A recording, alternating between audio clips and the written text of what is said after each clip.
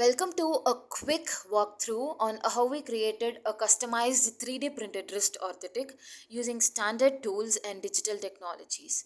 We begin with taking accurate measurements of the wrist. This can be done using standard techniques like measuring tapes or a vernier caliper. For more precise digital method, we also use a 3D scanner or an online 3D scanning tool to capture the dimensions of the hand. Once the measurements are ready, we move on to designing the 3D model in a software called Mesh Mixer. The standard model or standard dimensions are imported and the orthotic is digitally sculpted to fit the hand.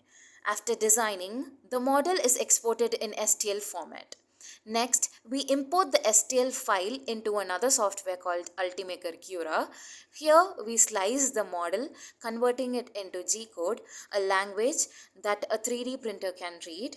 We also customize the print setting with layer height of 0.2 millimeter and infill density of 100%. Once the slicing is complete, we save the G-code file into an SD card and insert it into a 3D printer. The 3D printer then prints the model layer by layer using the material called PLA, which is polylactic acid, which is a hard biodegradable plastic.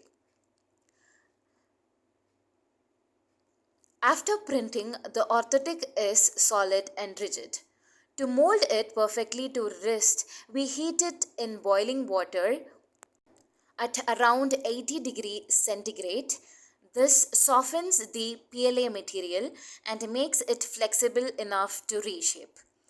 Wearing protective gloves, I mold the orthotic around my wrist for custom fit. Once it cools and hardens again, it retains the new shape. Then we use a sanding tool or sandpaper to smooth out the rough edges, especially around the tips to ensure comfort and clean finish. With this, the custom 3D printed wrist orthotic is complete and ready for use.